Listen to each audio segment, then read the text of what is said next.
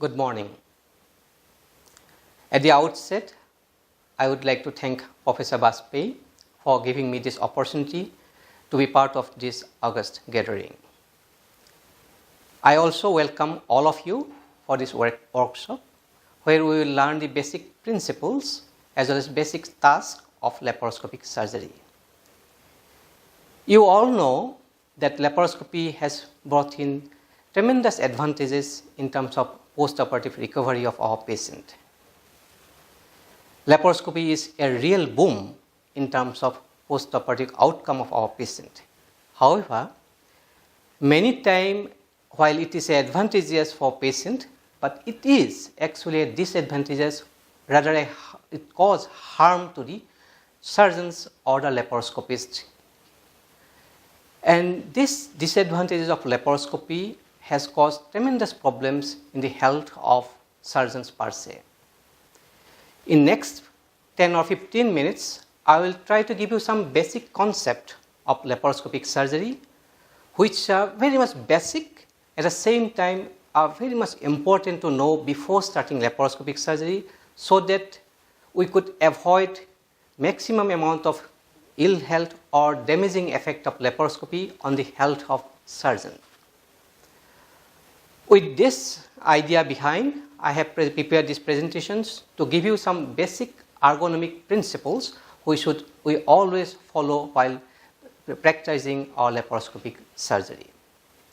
To begin with, I would start with a very provocative articles which is mainly concerning about the ill health or detrimental effect of laparoscopy on surgeon's health. This article mainly deals with the ill effect of laparoscopy on surgeon's health, and almost 9 out of 10 surgeons do suffer some sort of ill health which is directed or which is given by the laparoscopy to these surgeons. The problem with shoulder is so common that orthopedics often term it as a laparoscopic shoulder. So we suffer from neck pain, shoulder pain, backache, hand and finger strain, tenosynovitis, burning eyes, impaired vision, or also called loss of visual acuity because of laparoscopic surgery at many points. And various surgeons has named them in different way.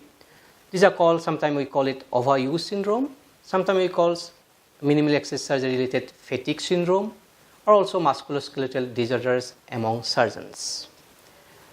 In the next 10 to 15 minutes, I will give you certain ideas on which basis we can minimize this suffering so that our health is not at risk because of laparoscopy. I will try to give you some basic concept, basic ideas on to how to start with laparoscopy, mainly along with surgeon's position, what should be the operation table height, monitor positions, port positions, and certain amount of hand instrument and foot pedal instrument. So first thing I'll talk about now, surgeon's positions while operating.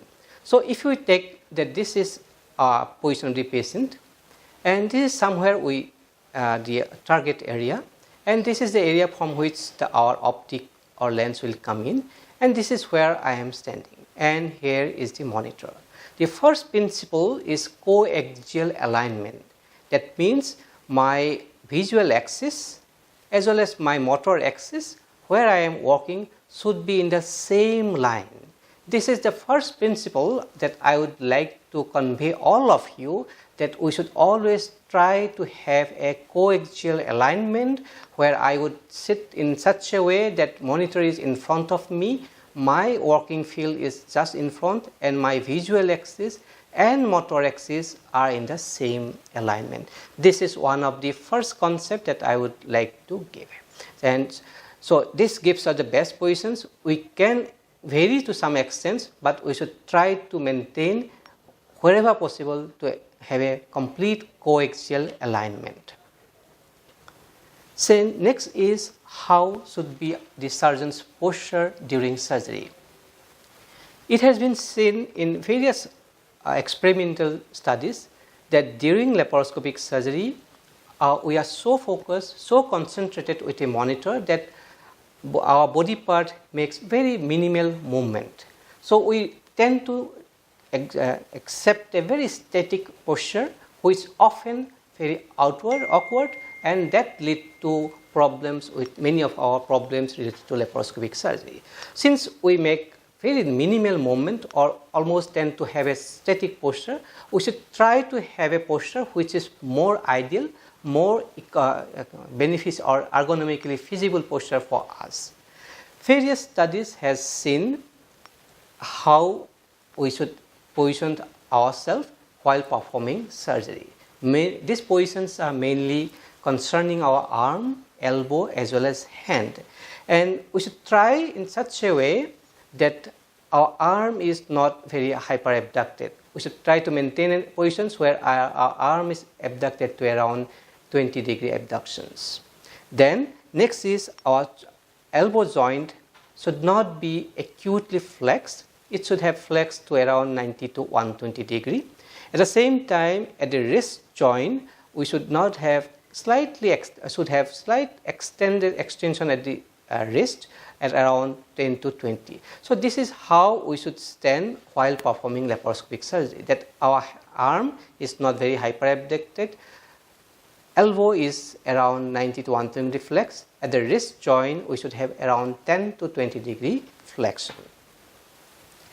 And next, obviously, that is the ideal most positions where we should place our hand as well as arm. But how to get that ideal most posture?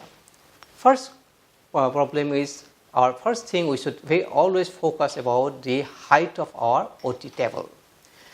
There are various concepts, there are various formula on which basis we can calculate the height of our OT table. But for all practical reasons, I would suggest you to remember one concept, that while doing a laparoscopic surgery, we should try to place the OT table at the higher level of our mid-thigh. So if this is the upper part of OT table, this should be at the level of our mid-thigh. And doing that, we could maintain the flexion posture of our elbow, which will be around 90 to 120 degree. So at this posture, we are comfortable, and we should try to have closely resembles this posture as far as possible. And if we place the OT table a bit higher up, like in our open surgery, obviously this would lead to a very acute flexion of our elbow joint, which is detrimental, which this will lead to the fatigue of forearm as well as arm, which has consequences subsequently. So we should try to avoid this type of posture. So next question would definitely be how to achieve that. So in this picture, the height of my OT table is quite more. So my hand has make a acute flexion. This is not good.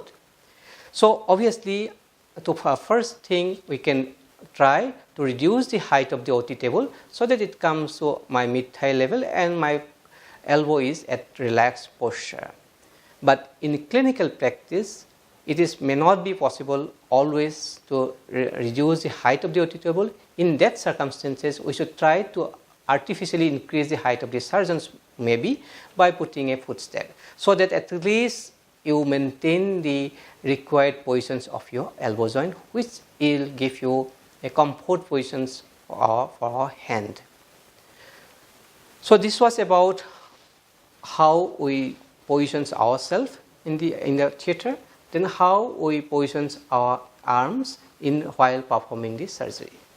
Next, I would like to tell you something about where we should place our monitor and how far we should place ourselves away from the monitor.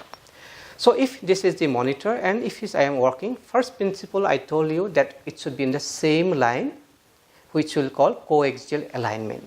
And the height of the monitor will be such that if I look down, it should be that I am looking down at the monitor. This is called gaze down view, that I am gazing down at around 15 to 20 degree towards my eye as well as the monitor. This is a gaze down monitor view, and that will reduce the stress on our neck or cervical muscles. So gaze down view at around 15 to 20 degree, so to avoid pain on our neck. Then next question will be how far distance we should place ourselves, or what should be the distance between monitor and myself. So there has been a lot of studies on it. What final calculation is that we should try to have around 3 to 5x the diameter of the monitor, the distance between me as well as the monitor. So if the distance is around x, the optimal this diagonal distance of monitor is x. So this distance should be around 5x, which is optimal. We should try to have a 3 to 5x of the diagonal of the monitor, which will reduce the fatigue on our eyes. So this was the first concept. Till now I have given you the way that if suppose I am working here, this is my working area, this is my motor axis, and this is my visual axis. Here is the monitor. So all three should be in the same alignment. That is the coaxial alignment that I was talking about. Then next concept is gaze down view. I am looking down around 20 to 25 degree to the monitor, and I am standing at around 3 to 5x the diagonal of the monitor. So this was the first concept. Then look at my elbow. This was flexed at around 90 to 120 degree, so that my both forearm as well as arm muscles are at relaxed posture, and that will give me a comfortable positions.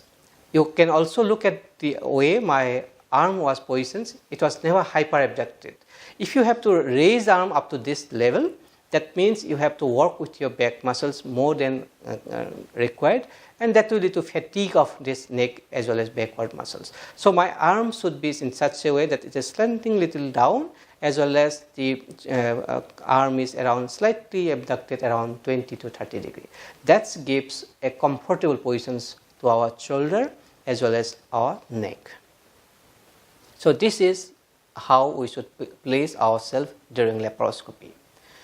This is, as you see, this is not a gaze down, this is gaze up. You can see that my neck is actually extending. This is a detrimental posture for my operative procedures. We should always avoid this type of gaze up view. That will definitely fatigue me, that is detrimental for my health. I'll shortly take you now about how to place our trocar during surgery, because all these are interrelated. If you do not place the trocar in the right way, our positions will not be good. That will have again a non-ergonomic or posture for ourselves. So entire concept of trocar placement based on two basic concepts. One is baseball or diamond concept, other is triangulation concept. So this is what we call a baseball concept. Suppose this is my working area, and this is where my optic is, and these two are working ports. That then I should place in all the ports in such a way that this distance and target distance and this camera distance all are equal. That is the ideal most position, and we should try to achieve that. I also admit that this may not be possible in our clinical practice always, but we should try to go as close as possible to this ideal most posture. So if my working area is somewhere here, this all three distance should be equal.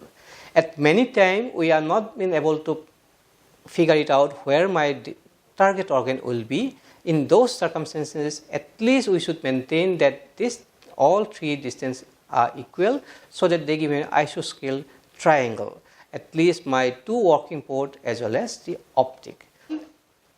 Dealing with port placement in surgery, I would shortly like to take you some concept of physics. One is manipulation angle.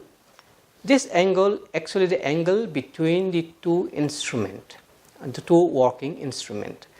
So this angle is called angle of manipulation. There are various studies, and studies have shown that in experimental setup, this manipulation angle, when it is 60 degree, that gives us maximum task efficiency rate, where we tend to make the more faster as well as tend to be more accurate. So we should try to maintain the manipulation angle to around 60 degree. Then the second angle is the angle called azimuth angle instrument. So this optic and the angle between optical axis and one of the hand instrument is called azimuth angle. So we should always try that both these azimuth angles are equal. That's the first thing that we should try to get in, that this angle should be almost equal, and that is around 30 degree on that side. That would lead to manipulation angle of 60 degree. Suppose this is the patient's body. Suppose this is an inflated abdomen, and this is how we place our ports. And the angle between my ports and this horizontal axis of the patient's body is called elevation angle. If this elevation angle is too high, say up to here, you have to raise your shoulder, you have to raise your elbow in the air. That is detrimental. That we should always try to avoid. So this elevation angle has been found to be around 60 degree. So to sum up the basics of ergonomic posture, which I would like to pass on to all of you, that first thing, the coaxial alignment. That means if my working field is here, this is my motor axis, I am working along it. This is optic, so this is optical axis, and I am visualizing the monitor in this way. That all three, the target organ, my motor axis and visual axis will be in the same alignment. This is the first concept I would like to give you, so that you are comfortably can execute a task. The next part is I should look down the monitor. We call it a gaze down view. That I should be around to 15 to 20 degree gaze down view.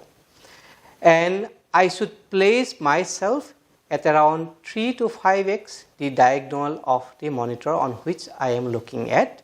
This is very essential to avoid visual fatigue of our eyes.